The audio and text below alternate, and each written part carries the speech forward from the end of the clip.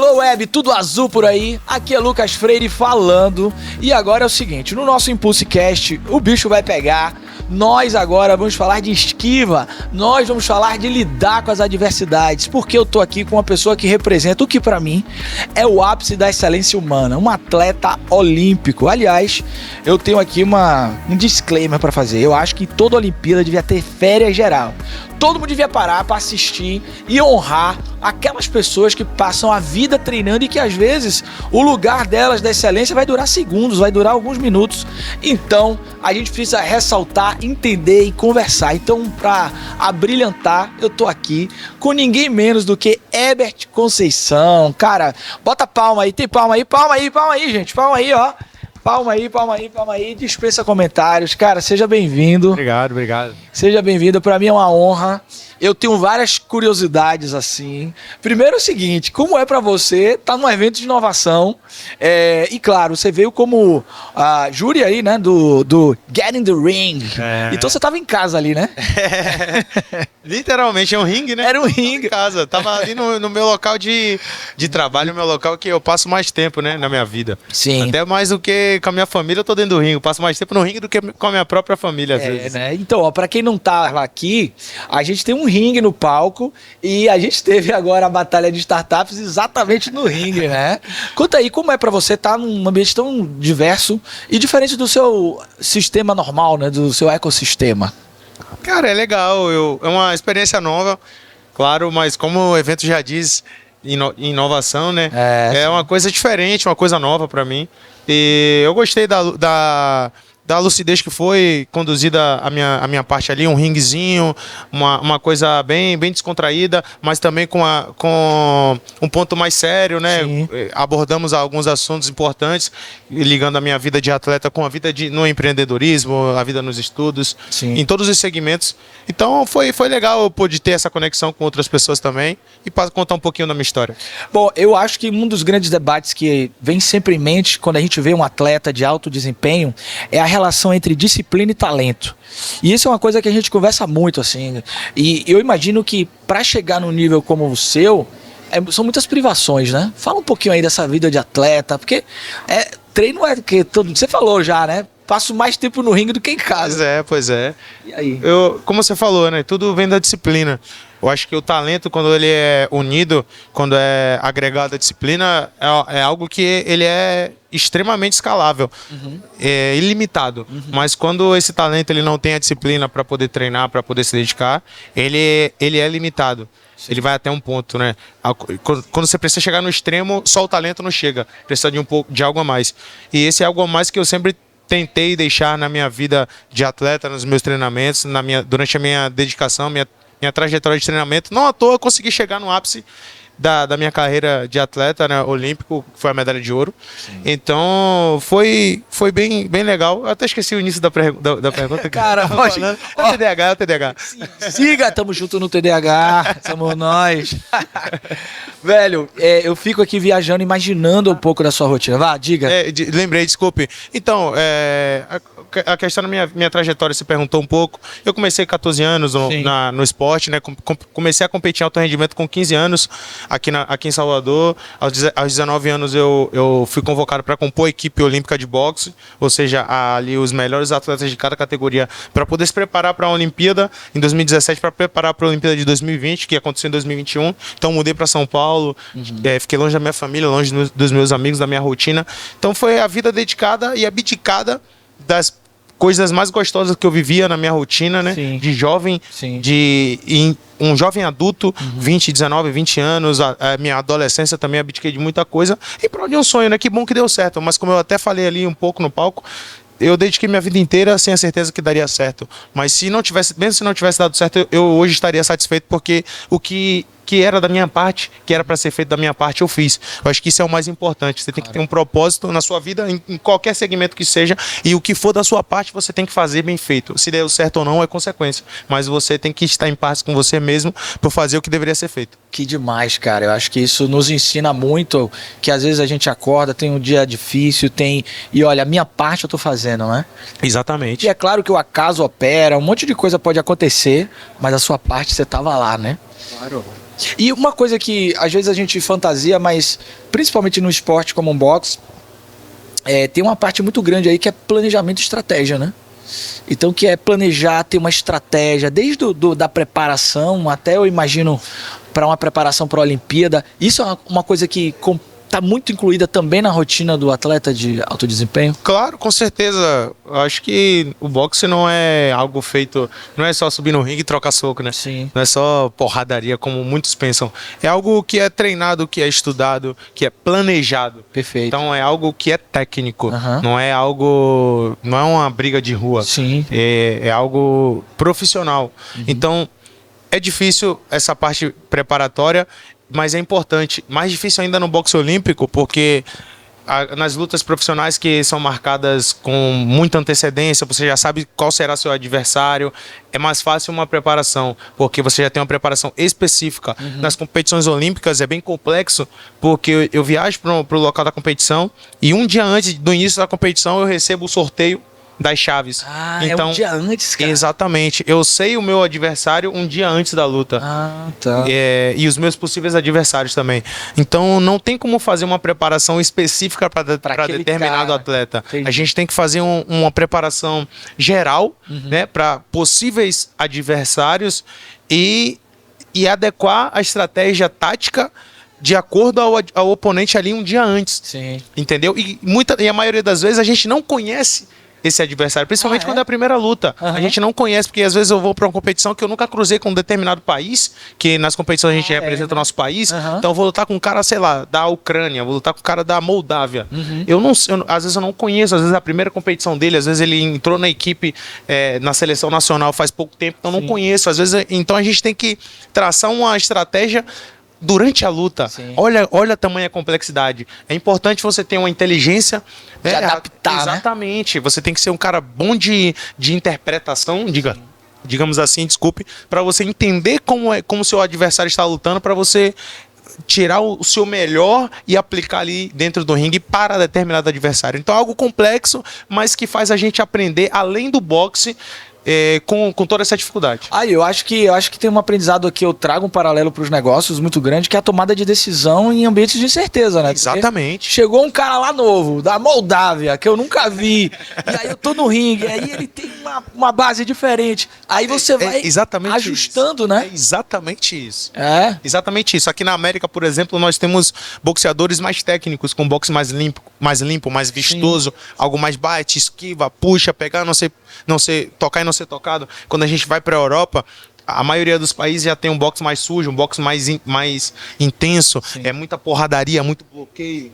Então, algo que já foge um pouco das nossas características. Quando a gente vai lá pro lado asiático, tem um boxe similar na Ásia Central, por exemplo, Uzbequistão, Cazaquistão, por ali. Já tem um estilo de boxe, mas quando você desce um pouco, vai um pouco mais pro Oriente, Japão, pra China, já tem um boxe mais diferente, que pula bastante, que foge bastante. Então, é bem complexo, assim. Caraca, a gente vai tentando adaptar quando não conhece o atleta, de acordo a qual país ele representa. A gente vai tentando. Não é regra, isso não é algo fixo, né? Não é algo certo, mas a gente tenta ter essa base para poder não ser tão surpreendido em cima do ringue. Eu tenho uma ideia de que, por exemplo, para o boxe e para alguns esportes físicos, muito físicos, você desenvolve muito uma capacidade de raciocínio muito grande. Exatamente. Porque você tem que decidir e agir. Por isso que eu falei que a gente aprende muita coisa além do boxe por conta dessa dificuldade, porque a gente tem que ter uma reação muito boa, a gente tem que ter uma tomada de decisão muito boa. Então tudo isso ela nos ajuda no nosso lado cognitivo, nosso lado psicológico. Então, em outras situações da vida ou em outras coisas, até, por exemplo, você tá caindo alguma coisa, você precisa, sabe? Ou então você tá numa conversa, tá numa reunião, alguma coisa surgiu, alguma coisa inesperada, você tem que tomar uma decisão, tem que ter um raciocínio rápido. Essas coisas, o esporte ele vai nos ajudando além do específico. Isso que é o mais importante. Mas você fez uma esquiva aí agora que eu demoraria 10 anos pra fazer. Ele esquiva até de pingo de chuva, rapaz. Agora, eu tava aqui pensando, nos últimos anos a gente vem observando também, e é uma coisa interessante tanto para o esporte quanto para o mundo do trabalho, que é o crescimento do autocuidado na parte de saúde mental. como a gente vê que a disciplina, o esforço, muitas vezes isso que você disse de estar distante daqueles que a gente ama, faz com que você tenha uma dureza muito grande para ter a conquista.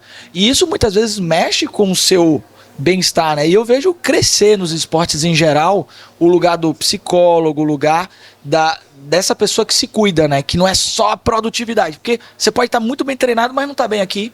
Já era. E aí não dá bem. Tem uma preparação também nesse lado, é importante pro... Hoje, graças a Deus, eu alcancei, eu iniciei em um período que isso já se tornou importante, né? O cuidado, sim, o autocuidado, o cuidado com a parte psicológica, porque talvez há alguns anos atrás, há décadas atrás, esse assunto talvez fosse assunto de chacota, né? Exato. A gente teve o exemplo... faz terapia... Exatamente. Tá doido. Tá doido, isso e aquilo, aqueles termos mais pejorativos, maluco, sim, tudo mais. Mas hoje já é tratado com uma certa seriedade, e que eu acho que é muito importante. Nós tivemos o exemplo da Simone Biles, que é uma das maiores atletas olímpicas americanas, desistindo de competir em algumas provas na Olimpíada de Tóquio 2020-21 por conta de problemas psicológicos, né? Sim. Por sobrecarga mental. Então, hoje, graças a Deus, as principais esportes, as principais modalidades na parte do alto rendimento já tem uma equipe multidisciplinar completa que cuida de todas as partes do atleta, que tem fisioterapeuta, massagista, treinador, preparador físico, médico, psicólogo, nutricionista. Então, é importante você cuidar de cada parte do corpo do atleta, né? De cada setor. Porque, como você falou, às vezes você está tão sobrecarregado mentalmente que se você não está bem, você não está conseguindo pensar, se você não está se sentindo bem determinado dia, isso pode estragar uma preparação de uma vida inteira. Às vezes você pode estar no seu maior refino físico, técnico, mas você está triste, você está sobrecarregado, não está sendo algo... Lógico que não tem que ser só prazer, sim, mas tem que ter o equilíbrio entre o esforço ali, a responsabilidade, mas tem que ser algo um pouco prazeroso, sim, também, para você estar ali, caramba, chegou a hora de eu botar em prática tudo que eu me preparei. Então você tem que estar um pouco feliz também para poder colocar isso em prática. Porque se for algo que você não queira, não esteja com vontade, não tenha tesão, isso não rola. Tem que botar uma leveza também. Exatamente. Não fica só pressão, né? Tem que achar o equilíbrio. Caraca, velho. É complicado, mas eu tenho aprendido a lidar melhor, porque antigamente quando eu lutava, não era um momento tão feliz, eu me sobrecarregava, ficava muito nervoso. É normal. O nervosismo ele é importante para que você entre em estado de alerta, mas ele também não pode ser maior do que o necessário. Então eu tento sempre achar esse equilíbrio entre o nervosismo, a tensão, mas eu tento entrar no hiperfoco, dedicar minha energia e sentir esse nervosismo num momento específico, para que eu não demande energia à toa no período pré e não torne algo prazeroso. Porque sim, a luta para mim ela tem que ser não só um trabalho, mas também tem que ser uma diversão para que eu possa me soltar. Eu estando solto, eu performo melhor. A gente chama isso em psicologia do flow, né? Você vai entrar ali no flow, o hiperfoco que você falou, você tá no flow, né? Você, o ringue e a luva é uma coisa só ali, né? Nada mais importa, né? Mas se você chegar nesse momento 2 dias antes da luta ou 1 dia antes da luta, muito tempo antes, eu acho que você gasta energia que não é no momento necessário. Então você já pode chegar na luta desgastado. Por isso que eu deixo para entrar nesse flow no momento mais específico possível, entendeu? Entendi. Para que eu esteja ali, pronto, agora eu tô pronto, estou ali iniciando essa fase, porque ali eu tenho uma energia suficiente para poder gastar ao decorrer da luta. Que demais, olha só, primeiro eu quero dizer que é uma honra incrível, eu fico aqui pensando como é esse universo.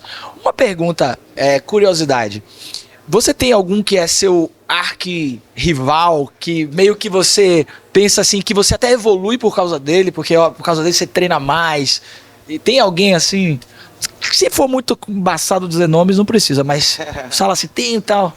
Cara, foi o meu adversário na final olímpica, sim, que era o atleta ucraniano. Eu tinha perdido para ele em 2019, em uma competição preparatória, uma competição europeia, e a partir dali criamos uma rivalidade, né? Porque ele era o franco favorito da categoria a ser o campeão olímpico. Ele já estava durante todo o ciclo, desde o início de 2017, durante todo o ciclo ele era um cara acima do normal, ele vencia as principais competições, ele vencia a maioria por nocaute, e quando eu cruzei com ele nessa competição que ele me venceu, ele venceu todas as lutas por nocaute, exceto a minha. E a minha luta, foi, além de ser por pontos, foi uma luta que o resultado foi muito vaiado. Então muitas pessoas que estavam no ginásio acharam que eu tinha vencido a luta. E foi algo que deixou ele muito abalado psicologicamente, porque eu saí do ringue, que a responsabilidade querendo não era dele, ele era mais conhecido, ele era favorito, era o azarão. Então ele saiu bem abalado psicologicamente, porque ele achou que ia me nocautear, como ele estava nocauteando a maioria, e o pessoal vaiou. Então pós-luta, eu às vezes olhava pra ele com um pouco de sarcasmo. Plantou a sementinha, né? Exatamente. E como nas competições, as delegações elas ficam geralmente no mesmo hotel e tem as refeições para todo mundo nos mesmos horários, a gente sempre se cruzava no café da manhã, no almoço, no jantar, e sempre ali, às vezes na mesa, quando eu olhava assim, ele tava me olhando, sabe, de baixo para cima, tava me encarando, eu falo, ih, rapaz, aquele ali ficou. Mas só que eu queria vencê-lo, né? Eu queria vencê-lo, eu queria cruzar com ele novamente para poder deixar um algo a mais ali que talvez pudesse mudar a cabeça de alguns juízes e pudesse me dar uma luta futura. Então eu tive ele como um principal adversário e algo motivador. Quando eu estava treinando, nos momentos que eu estava cansado, eu lembrava dele, eu falava, pô, se eu terminar bem, eu vou ganhar dele. Eu estava correndo, faltava 10 minutos, eu falava, se eu terminar esses 10 minutos no ritmo que eu tô, eu vou ganhar dele. E ficava com aquelas pequenas coisas na cabeça, pequenas metas ali, que ia me alimentando e por ironia do destino, não sei, nos cruzamos na final da Olimpíada. Que demais, e foi onde eu pude vencer a minha revanche e pude ali acabar com aquela rivalidade, né? Cara, você é um medalhista olímpico, meu irmão. Você Obrigado. É um orgulho demais. Obrigado. Gente, nosso podcast é super curto. Eu queria passar mais algumas horas conversando com ele. Eu queria que você deixasse aqui para esse outro público, que é um público de empreendedores, líderes. O que você deixa de mensagem? Eu acho que a gente falou de tantas coisas legais como disciplina, planejamento, resiliência e também se cuidar. O que você deixa de mensagem para a galera aqui que está ouvindo, que às vezes está colocando o sonho nos negócios, nas soluções que os negócios podem trazer para prosperar, para ter uma vida melhor? Deixa uma mensagem aí para eles. Então, acho que eu posso deixar o exemplo da minha vida de atleta, né? Como a gente conversou, eu até falei no palco, dediquei minha vida, minha adolescência, minha fase adulta, minha fase inicial, uma das principais fases da vida, eu dediquei inteiramente ao esporte e dedico até hoje. Só que hoje eu vivo uma vida um pouco mais confortável do que até a Olimpíada, porque hoje eu não moro mais fora, hoje já vivo aqui na minha cidade natal, mas eu dediquei tudo. Como eu falei, eu passei aniversários fora de casa. Com 5 anos eu passei aniversário fora do país, longe de todo mundo, da minha família, amigo. Não podia nem comer direito, porque eu estava em processo de perda de peso. E eu tô me esforçando, dedicando meu tempo e sem a certeza que daria certo, né? O meu sonho. Mas eu tinha um propósito, então o que eu posso deixar tenha um propósito, dedique. Faça o que você puder fazer, o que for da sua parte, faça muito bem feito. Não foque no resultado, foque no processo. O resultado ele é consequência. O único resultado certo é o que vai dar errado se você não fizer o que tem que ser feito. Mas se você fizer o que é para ser feito, você não tem a certeza que dá certo, mas você vai estar muito mais próximo de dar certo do que se você não fizer. Então é isso. Que demais, cara. E vocês que estão ouvindo, tenham essa consciência, porque toda alta performance cobra um preço, ela é comparativa, então você tem que refletir qual é o campeonato que você quer jogar, qual é o jogo que você quer jogar e ter a consciência de que preço vale aquilo que você deseja.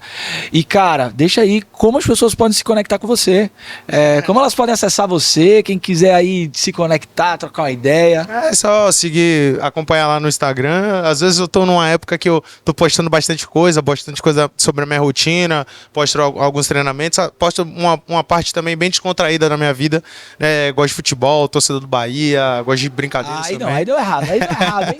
Vou pontuar aqui que nem todo mundo é perfeito, tem uma medalha de ouro, mas...